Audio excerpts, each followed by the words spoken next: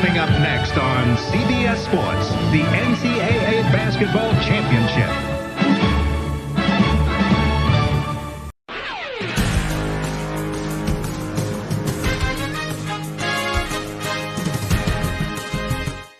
Hey there, it's Gary Parrish. Welcome back to the CBS Sports Eye on College Basketball Podcast, where we sometimes discuss camel fighting, dodo birds, leaky black. The Eye on College Basketball Podcast is presented by Jersey Mike's. Jersey Mike's, a sub above. Matt Norlander is here with me. If you're watching on YouTube, smash the like button like you're Brandon Davies. You have consent. And don't forget, while you're here, if you haven't done it already, to also subscribe to the CBS Sports College Basketball YouTube channel.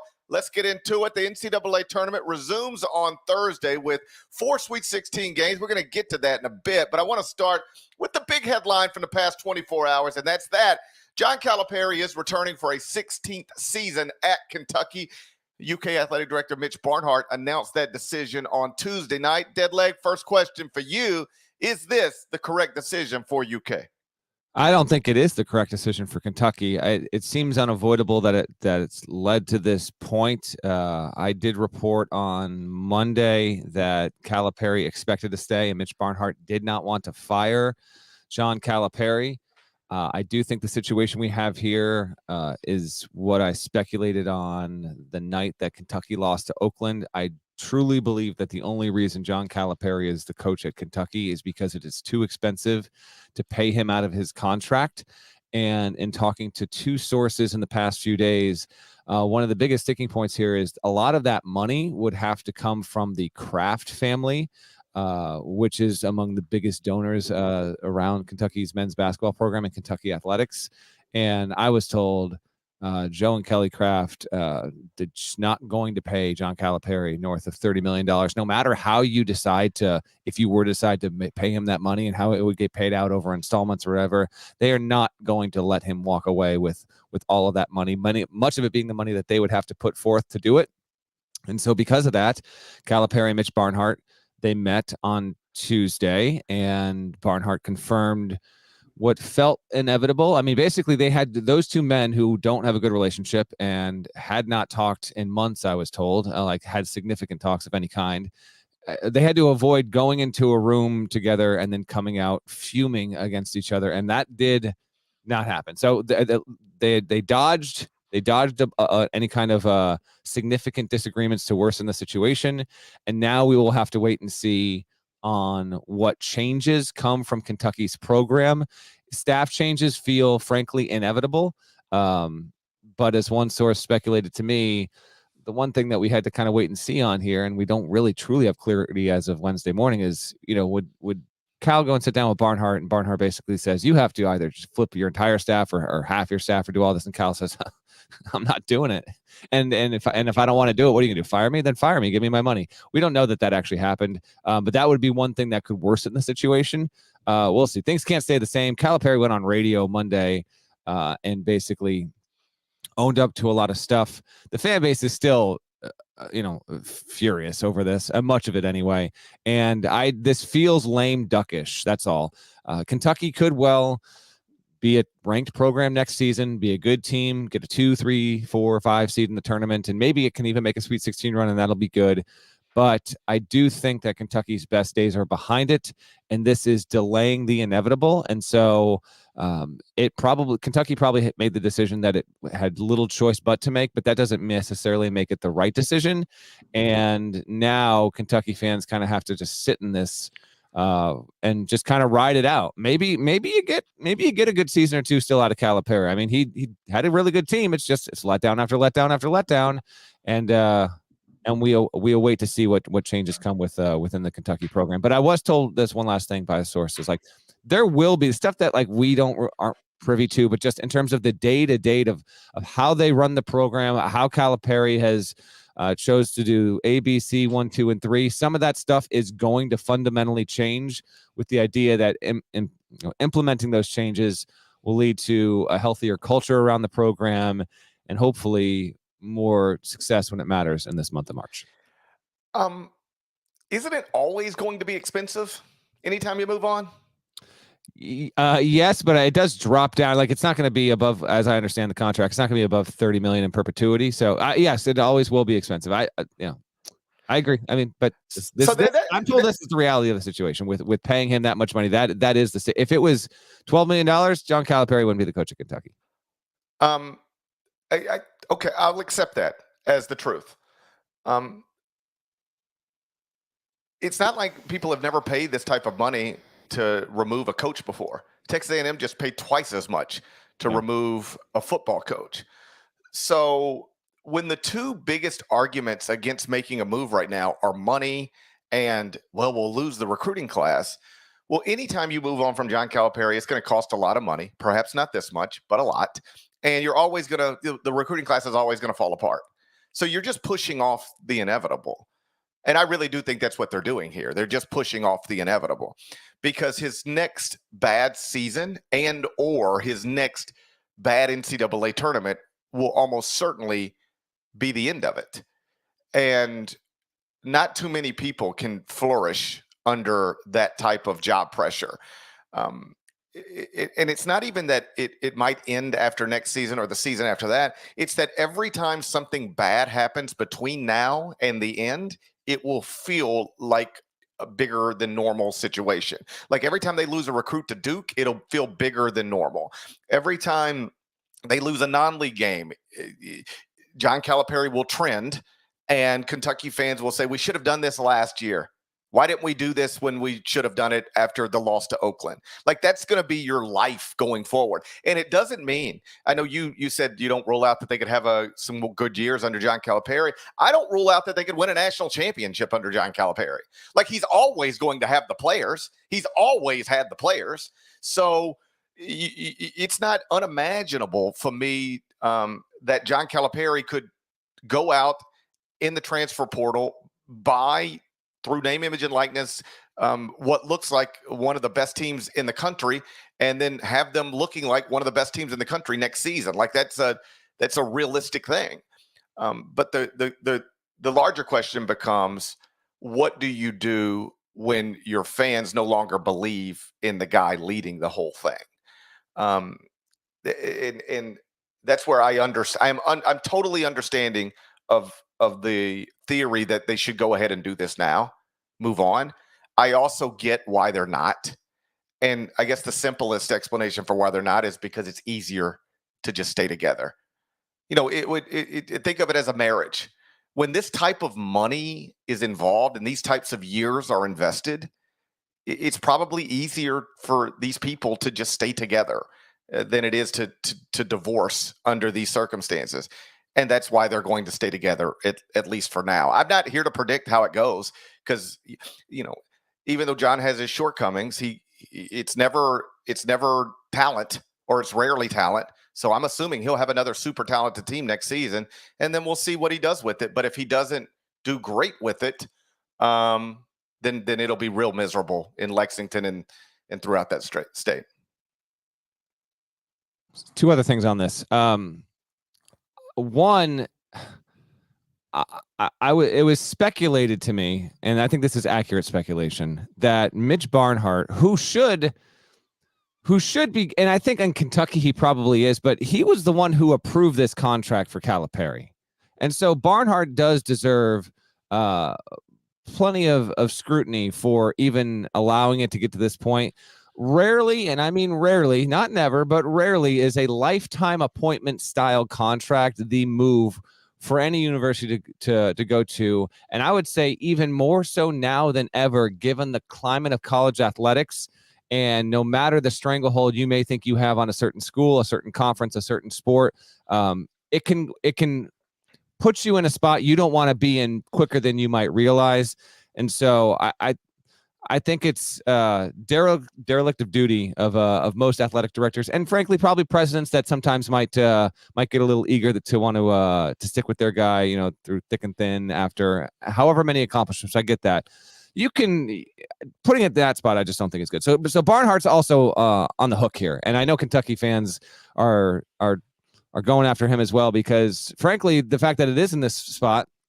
And you do have a situation between two men who just don't have a great relationship. Like it falls on him as well. But it was speculated to me that Barnhart, I don't know how long he envisions himself being the athletic director at Kentucky of his own design or not, isn't all that eager to fire Calipari and be the one tasked with getting a new coach in there. And who is that going to be? What, everything that entails with that, just something that's not something that Barnhart is overly eager to go through. They're going to have to go through it eventually, but right. I think that these are also factors that played a role and led us to where we are here today, this morning, yesterday with where they are. And I mean, I get that, but eventually John Calipari is not going to be the coach. There's going to be someone, and I had seen this point tossed around, and I do agree with it. Yes, it got unacceptable for Kentucky standards at the end of Tubby Smith's career. Check that versus what Cal has been. Oh, by the way, Tubby didn't last this long. Now, the contract was different, whatever. And Gillespie, it was a disaster. But Kentucky, it's Kentucky, man. Like, they have had multiple how many coaches have they had win a national championship? 4? 5? I mean, they have had success over the decades. They've done it in the here and now. They've done it in the 50s and the 60s, the 70s, and in the 90s. So that I don't entirely buy, but I do. But whether I buy it or not is immaterial. I think that those are also factors that led us here. Mitch Barnhart's 64 years old. I think he's closer to retirement than most people probably realize. And that's another reason why it's easier to just stay together. If you're Mitch, if you're like, all right, can I get one? Can next year be good? Because if next year's good, then that means he's going to get a following year. So if year 16 is good, then year 17 is good. And can I get out of here by then? And then let this be somebody else's issue. Somebody else can be the athletic director who fired John Calipari, and somebody else can be the athletic director who makes the next hire. Because if I do that now, then I'm that guy. And what if Cal then goes somewhere else and wins a national title, and my next hire isn't working out so well? Well, then that's part of my legacy, and I can just push all that down the road. So that's another reason why this is easier. To your point on lifetime contracts, I think they're almost always dumb, and especially at places like Kentucky and North Carolina and Duke. Like, why do you have to give somebody a lifetime contract? Why not just say, hey, man, this is as good as it gets, but if you ever want to leave, knock yourself out. Just be like, hey, yeah. This is, if you ever want to leave Kentucky for somewhere else, knock yourself out. We don't think you will.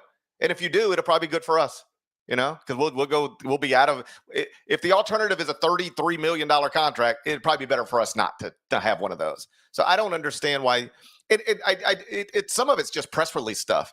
It's because you want your coach to be able to say, I have a lifetime contract. Yeah. But whatever that's worth, it ain't $30+ million when you end up in a situation like this. Just some bullet point stuff, and then we'll move on. So next year will be year 16. Through 15 years, John now has 4 Final Fours and 1 national title, but he's been stuck on that stuff for a while.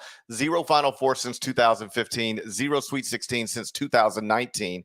He missed the NCAA tournament in 2021, lost to St. Peter's in the first round in 2022, lost to Kansas State in the second round 2023, lost to Oakland in the first round 2024. To your point about Tubby Smith, the great years weren't as great outside of the national title one, of course, but the bad years weren't as bad. Like the bottom was higher for Tubby. Never, whatever John's worst years are, they're worse than Tubby's. And Tubby got pushed out after 10 years.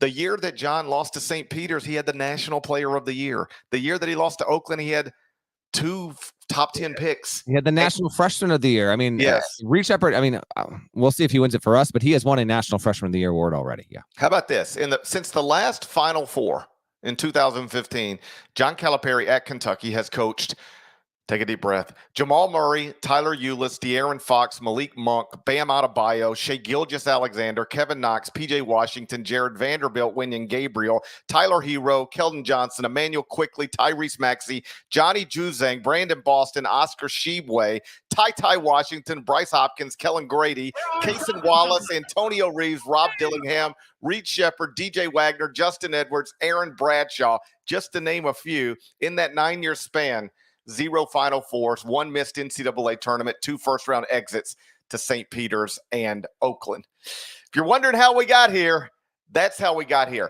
And I will say this, and then we'll move on. The thing that would frustrate me most if I'm a Kentucky fan, because I do gather, I didn't listen to every word, but I did read every quote I could find.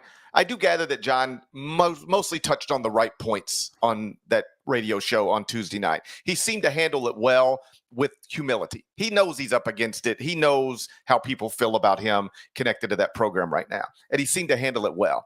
The thing that would frustrate me if I were a Kentucky fan is that he is constantly acting like he just figured something out that like everybody else figured out 5 years ago.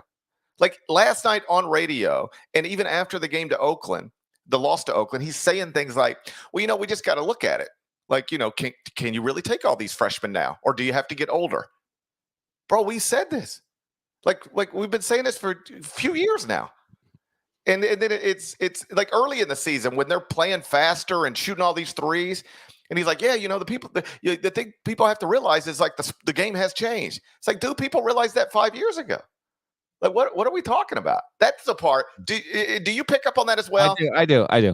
Yes. I mean, some of it is just kind of a slightly boilerplate, and he's just trying to talk his way through it. But yes, there's definitely a little bit of that, GP. Yes. Yeah. So I get the Kentucky fans' frustration. I wish you guys the best. Hopefully it'll go well. But these things tend to end a certain way when you get this firmly on the hot seat.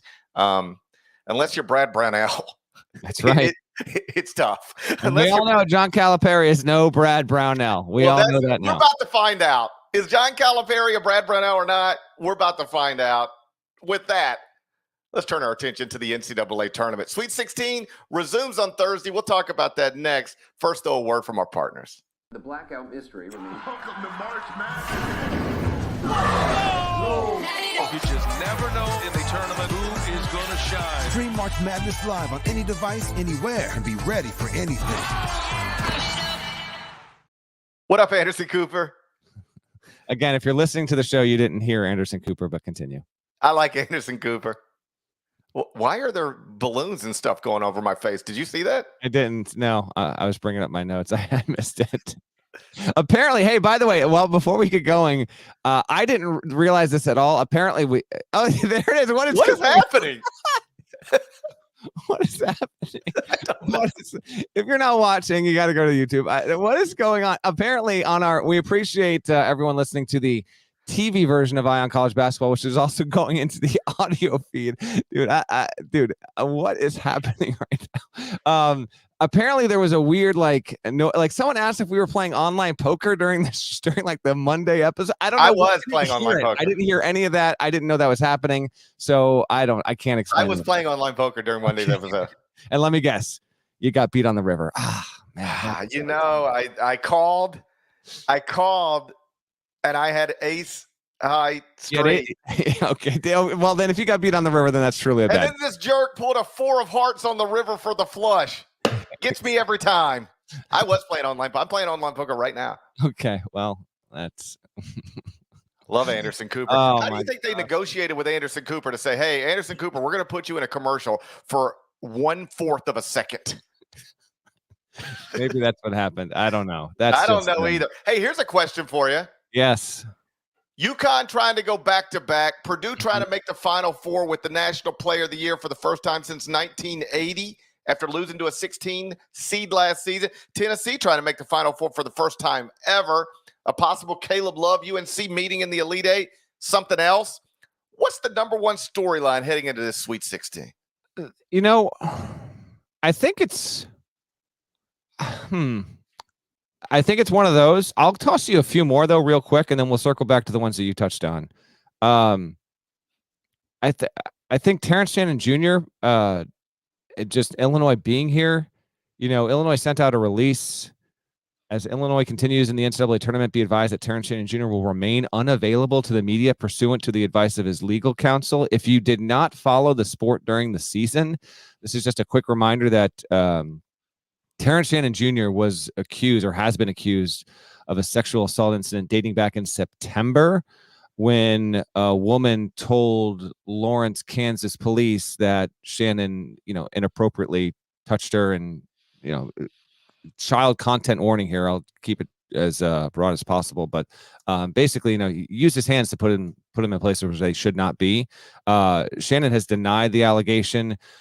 He was at one point suspended indefinitely. And then there was a preliminary injunction that was issued by the Douglas County District Attorney. He is due for a preliminary hearing in May on this case. And Illinois sent out a statement back in late January, I guess, that said, in keeping with the court's directive, the school and Coach Brad Underwood were instructed to treat Terrence Shannon Jr. as they would any other member of the team because he is in good standing in terms of matters of the law, and the school has been fine with playing him. But it is a court, literally a court order has demanded that he not be adversely punished based on what are allegations right now, and that's where we're at. We don't have to go deep. We talked about this plenty on the show, but Illinois is still here, just like Alabama was still here a year ago in the Sweet 16. They got knocked out. I think that will be a bit more prominent. The fact that he's not being made available to the media, I think, is frankly a weak excuse that I don't buy. If you're not comfortable putting him in front of a microphone, you shouldn't be comfortable putting him on a basketball court. That's a big story. And then other stuff real quick, and then it's UGP. NC State just getting to this point, I think they continue to be talk about the opposite kind of story. NC State, DJ Burns, DJ Horn, just a super, super, super fun story. They're still here, the only double-digit seed.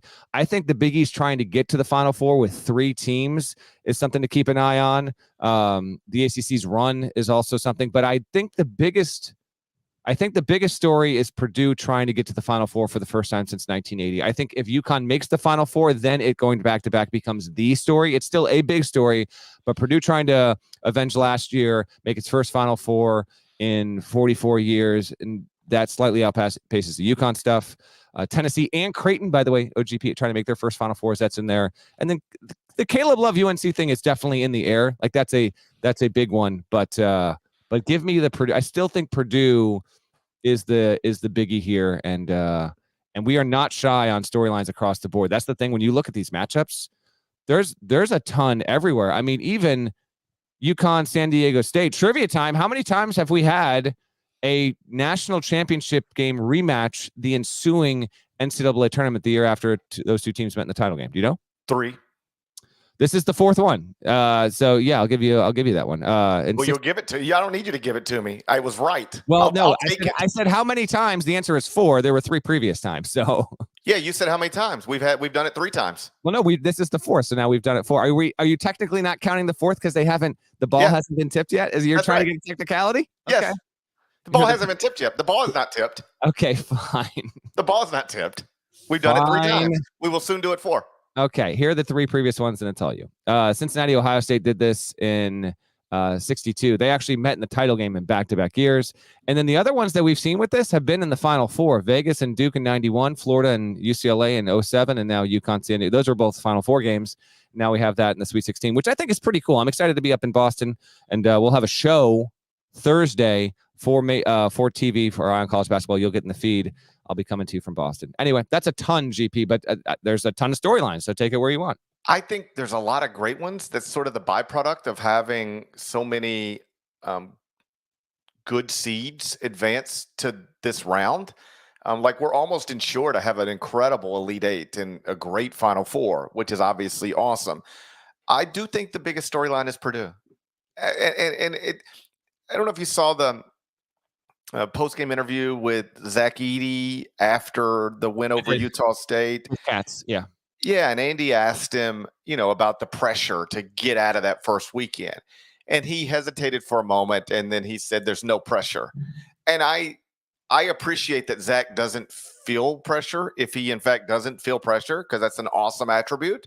But there is real pressure here. There just is. Like if UConn doesn't make it, and it's hard to imagine them not, the way they look. But if UConn doesn't make it, it will not be an indictment on UConn basketball. And it will not be an indictment on Dan Hurley or Donovan Clingan or Tristan Newton. Nobody will say, UConn fans will be disappointed. The rest of us will go, man, can you believe UConn got upset? And that'll be the end of the conversation. If Houston gets upset and doesn't make it, nobody's going to question Kelvin Sampson, broadly speaking. It'll be like, man, they look like one of the best teams in the country all year. The computers highlighted that. And then they had an injury here, an injury there, and it just caught up to them. Then that'll be it. If Purdue doesn't make the Final Four, it will be perceived. I don't know that it will actually be, but it will be perceived among college basketball fans as an indictment of Purdue, of Matt Painter, of Zach Edey. That will be their legacy until they can undo it. And for Zach, he'll never be able to undo it. And Matt will have to undo it someday with somebody other than Zach Edey. I think there's more pressure on Purdue to get to Arizona than there is any team in the country. And I don't think it's close. I agree with that. Said it on the show, said it on HQ. It's a fact. Purdue needs to make the Final Four to, wash off some of the stink of last year, but also previous tournament disappointments. No Final Four since 1980. I mean, Gary Parrish was 13 years old the last time Purdue made the Final Four. It's been a long time. So that is the big one there. And it's the matchup. What's intriguing about the matchup is that Purdue not destroyed. They beat Gonzaga by 10 earlier this season in Maui. And it was just, if you watch the game, Purdue clearly, it was no doubt about it. I saw them destroy Gonzaga a year ago. Now, different teams, but still, some common characters between both those games at PK 85. So Gonzaga has not presented an issue as of late against Purdue. But let me bring up the old Torvik here. I'll just go since March 1. I'm going to bring it up right now. Somebody's sorting data. I'm going to sort some data in real time for you. I bet you Gonzaga's top 5 in the country at Torvik. 3, since March 1. Here are the best teams, the most efficient teams in the sport per Torvik. UConn, then Houston. This is since March 1. Gonzaga, Auburn, SIA, Iowa State, Duke, Purdue, A&M, SIA, Pitt. Hey, Pitt. What's you doing there, Pitt? buddy? What's up, Pitt? What you doing there? Number 9. Pitt, hello. And then North Carolina's 10. Hey, I want to take this moment to apologize to the ACC. Yeah. How about Pitt? Wow. Poor Pitt. I didn't see it.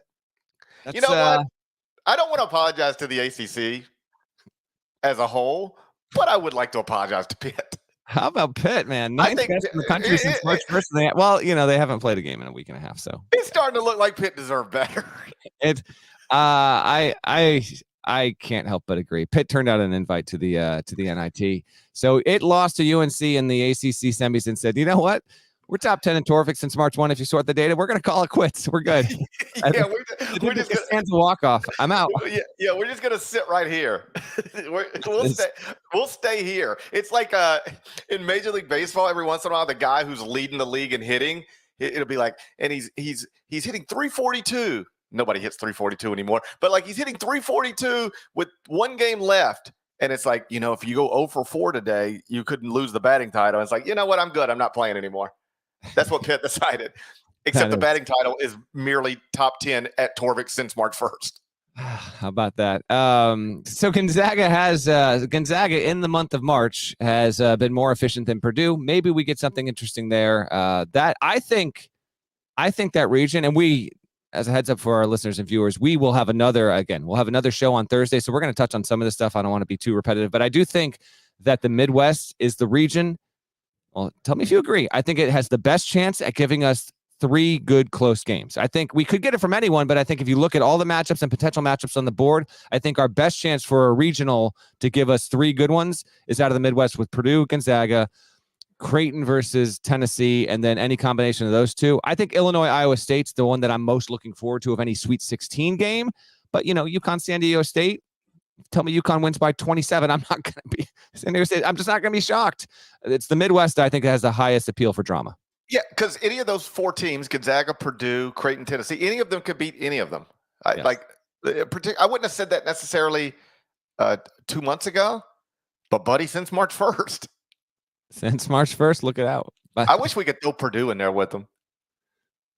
I mean, Pitt. They are there again. Yeah, Pitt. I wish we could just throw Pitt in there, like a battle royal. I think what's clear at this point is if Pitt was in the tournament and Indiana State was in the tournament, they'd be in the Sweet 16 somehow because Indiana State's off to the NIT Final Four. So there's no question about that. No, listen. Any combination will be great in the Midwest, but don't we want Purdue, Tennessee, the National Player of the Year against the guy some people trick themselves into thinking could be the National Player of the Year for like 4 days? Listen, Isn't that what we want?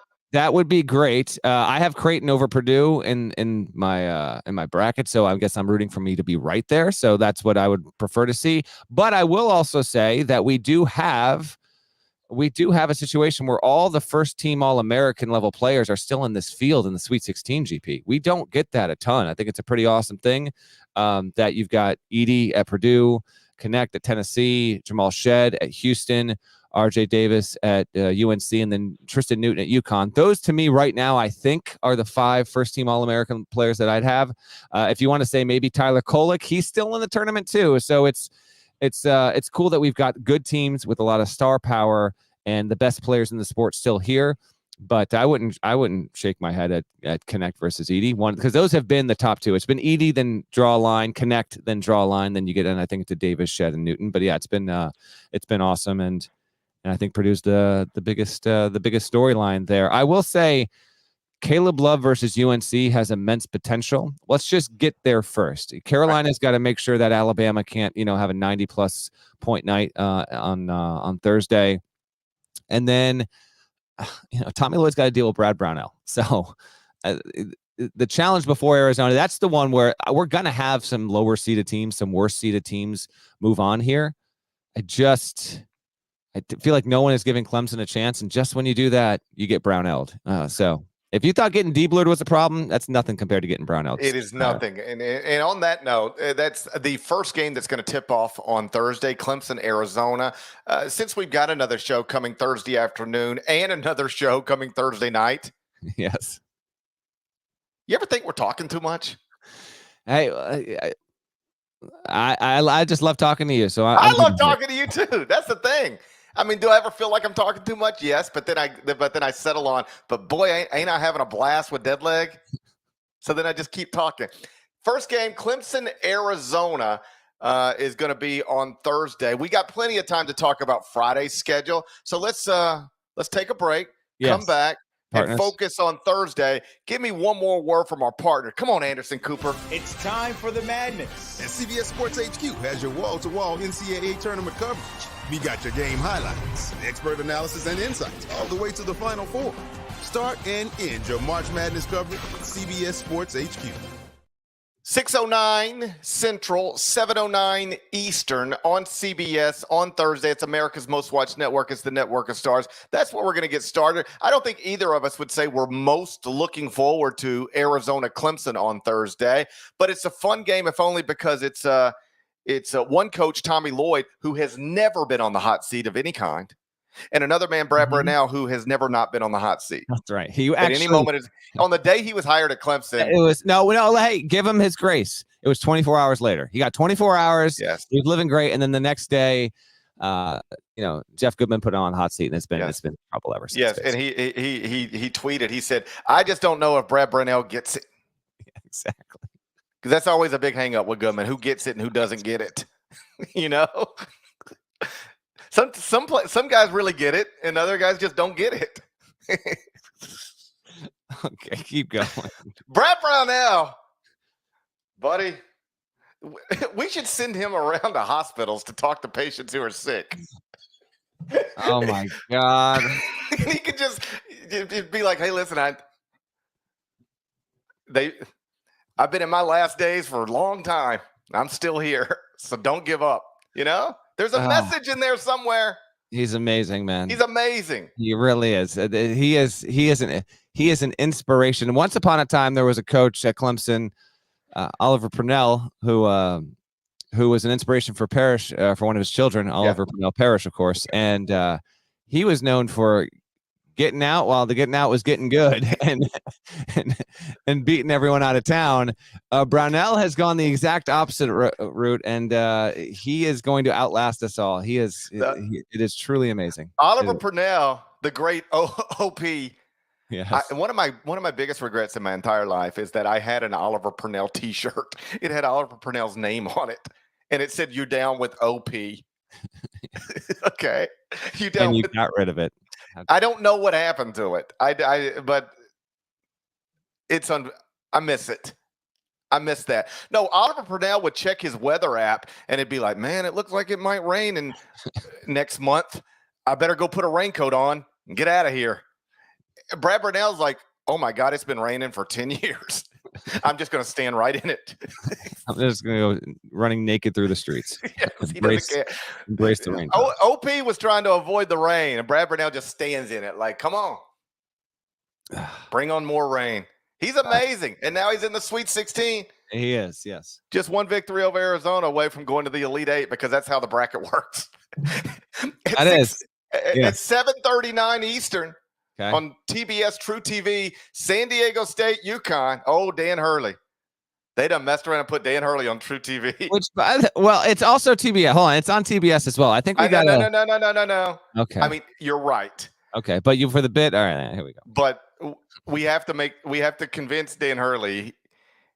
You know you're the reigning national champion, ranked number 1 in the country, and you're convince him. Hey, this thing isn't even going over the television. It's Westwood One only. They're not even putting. They're not even putting your game on television. Man, do you realize you're playing Thursday night in the Sweet 16 on Jefferson Pilot? Yeah. You have a Jefferson Pilot game. It is kind of disrespectful. It is. People it's really not disrespectful. It's just television. It's just the way television works. All right. but I love that Dan is 100% disrespected by this. So good. And then after we get that out of the way, yes. After we get the reigning national champs out of the way, 9:39 Eastern on CBS, back to America's most watched network. Back to the network of stars, Alabama, North Carolina. I think that's the game of the night. Do you agree? Alabama, North Carolina game of the night. No, I think Illinois, Iowa State is the game of the night because you've got the number 1 offense against the number 1 defense and a tremendous matchup between those two teams. I think Alabama, Carolina is good. Alabama getting here by whatever the hell was played in the Grand Canyon game. I mean, that has rightfully been pegged as just barely basketball, but they won the game. We'll see if Bama's got a chance to win the game. They do. In fact, right now, the poll question, I got the results for you, was which 1 seed has the greatest chance at losing in the Sweet 16? I'll give you the results. Who do you think the answer is? 1 seed has the best chance to lose in the Sweet 16. Yes. Okay, there's no way it's going to be UConn. So UConn is last at 5%, which Dan Hurley, take it away. 5% of our audience thinks. I'm going to say and this is what I actually believe too. I would vote Houston. It is Houston overwhelmingly. 52% of the live chat says Houston, and then North Carolina 29%, Purdue 13%. How about Purdue getting some decent respect there? UConn 5%. We will preview the Friday Sweet 16 games on our Thursday pod. We're going to keep the Thursday stuff here. But I do think that it's Illinois, Iowa State, and a really, really good clash. Terrence Shannon Jr. has been absurd with his performances here, and he hasn't carried Illinois, but he has emerged into that kind of guy who just, I mean, going back to March 10th, 25 points, 28, 40, 34, 26, and 30. He's on an absurd streak there, and how Iowa State shuts him down. And if it does, Marcus Damascus played well. Will he be the guy? Dane Danger. There's a lot of intrigue there. ISU, best defensive team in the country. They turn you over a ton. Illinois, for everything that it does, isn't like an elite team at not turning it over. It's okay. It's good. But I think that's a real sticking point. So UNC Bama's got plenty of intrigue. But for me, and it's not just because I'll be there, because I will be there, I just want to see how this game looks. I want to see if Iowa State can get into a 64-60 battle with Illinois and come out on the better side of it, because I think it will dictate how matters go. One quick last thing on ISU, just because it tends to win low-scoring games, it's not the team it's been in recent years under TJ Otzelberger, where it was so slow tempo. It's not blazing up and down the floor, but they've got a little bit of a giddy up to their action, and so it's not like they're not playing Virginia, they're not playing St. Mary's, not playing that slow. But the defense is elite, and that's my favorite clash. All right, so we got a Thursday schedule. We'll be back 2:00 Eastern on Thursday afternoon. Is that correct? Yeah, so 2 East. But we can get out of here, but give me let's just do our lower seeded, just our most likely lower seeded, worst seeded team to win on Thursday. You got San Diego State, Illinois, Bama, Clemson. Which one's which one's going to win? Well, I think it just most likely would be Illinois, right? Illinois Yeah, would be the pick. Yeah, it barely counts 2-3. But that's got to be. But I could see. Respectfully, it's hard for me to see UConn losing to San Diego State. Yes. I mean, it's a basketball game. I just watched Kentucky lose to Oakland. Mm-hmm. But it's hard for me to see UConn losing at this point. I think Arizona's going to be fine, but Arizona is the team that it showed itself just in moments throughout the season to be like, oh, wow, you lost to Clemson? Like, they've done stuff like this. So I can't imagine that, but I think Arizona will be fine. I can see Alabama just coming out and knocking down 15 threes and beating you. Like, they're always capable of that. Like, it's never going to be a thing where they don't take them. So then it just comes down to, do they make them? And if they bang home, if they go out and shoot 42% from three with 14 makes, you got big problems. So I think North Carolina wins the game, but nothing. I wouldn't be shocked if Alabama upsets them. I wouldn't be shocked there. I feel like the tournament is due for another, whoa, and Clemson beating Arizona would qualify as that, even though Arizona's just don't forget, Arizona has had weird losses, and I wouldn't qualify if this happened as a weird loss. PJ Hall's legit, folks. Just keep that in mind. It should be a pretty intriguing Thursday, and I'd be surprised if at least 2 of these games aren't pretty gripping with 2 minutes to go. We do have a Thursday show. It is for CBS Sports Network, 2 to 3 p.m. Eastern, and GP and I will be in different locations than we are now, but we'll give you a lead in. So a lot of it will be looking ahead to Thursday's games, but the news cycle as well. I do think there's a healthy chance we'll have coaching movement to talk about by the time we talk again, GP, in 28 hours and change or so. We see where the Louisville stuff will go on this. Richard Pitino has emerged and he is a viable name in that search. Did you see the leading candidate according to the betting markets? No, give it to me. The betting markets. Trivia time. Who do you think the betting markets say as recently as last night? What betting markets are these, by the way? What? I mean, sometimes these things, I get the emails too, but I didn't see this. I got them from Shohei. Shohei sent them to me. Oh, there we go. Shohei, whatever betting market Shohei's using, he sent it to me. I'll say Pat Kelsey's also in there. I'd say Pat Kelsey. That's my guess. Jerome Tang. Mark me down. Jerome Tang is not going to be the Louisville coach. Take it up with Shohei. I will. I'm taking it up with Shohei. I think Kelsey. Shohei's got 400,000 on Jerome Tang to be the next coach at Louisville. Not. Gosh, we've got Mitsuhara trash talk in the chat now. All right. Good Lord. Anyway, the Louisville thing, I don't know if it'll close by Thursday, but that is continuing to go on. There was some Josh Schertz buzz that bubbled back up. That is not happening, folks. He's still coaching Indiana State. That's not going to happen.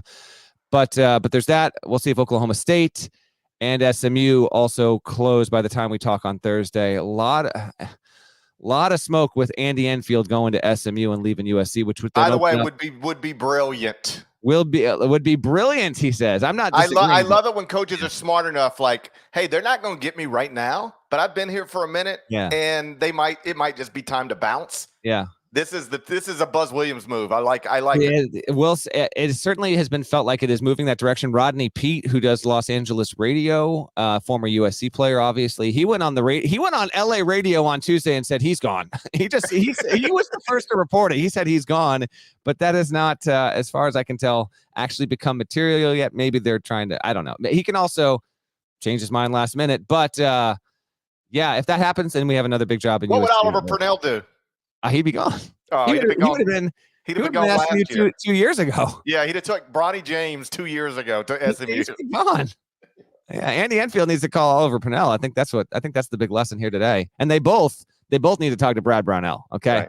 Okay. Because what Andy Enfield apparently has no interest in is being the next Brad Brownell. That's not. He's got no interest. Because you can't. You know what? There's only one There's only one BB, and it's the guy down there at Clemson. I think that's a show. All right. Shouts to Devin Downey. Shouts to Chester, South Carolina. Shouts to Huck Larnell. Thank you guys once again for watching, listening. The Eye on College Basketball Podcast. If you're not subscribed, please go subscribe anywhere you subscribe to podcasts, including Apple, Spotify. There's more of us than there are of them. There's more of us than there are of them. There you go. That needs to be reflected in the comments. There's more of us than there are of them. So make sure you're doing that. We will talk to you on CBS Sports Network, 2 o'clock Eastern on Thursday. Till then, take care.